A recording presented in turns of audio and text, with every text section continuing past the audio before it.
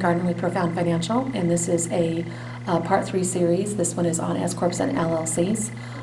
Limited liability companies are an organization that's formally prepared at the Corporate Commission level, the Arizona Corporate Commission, by preparing what's called an Articles of Organization.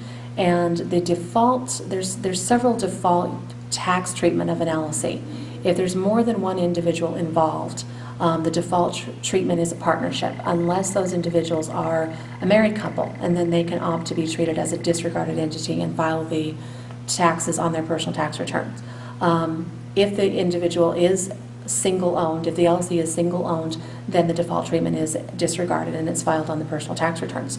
If you had listened to the sole proprietor topic on the YouTube videos, you would see that the sole proprietor is not the best option, but a single-owned LLC, a single-owner LLC, is treated as a sole proprietorship for tax purposes.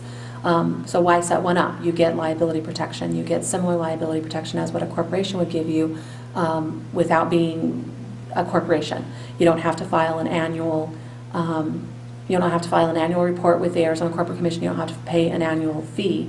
So the LLC is a lot easier to set up. But from a tax perspective, it's not any better than having a sole proprietorship or a partnership, unless you opt to be treated differently. You can fill out an entity selection with the IRS and actually be treated as an S corporation or a C corporation. So you have all of those options available to you out of that one entity. S corporations are either an LLC that's been asked to be treated as a corporation or as an S corporation, or it's a corporation that's asked for S election.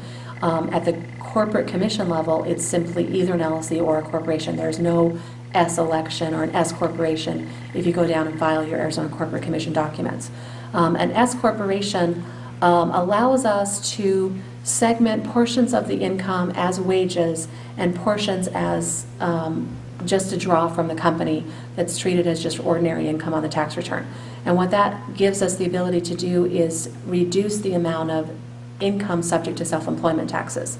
But S corporations have a lot of drawbacks. There's minimum amount that can be minimum amount of owners of an S corporation. An S corporation cannot have other LLCs or other corporations as members. So there's other drawbacks to an S corporation, but it's becoming one of the most popular forms of business for most self-employed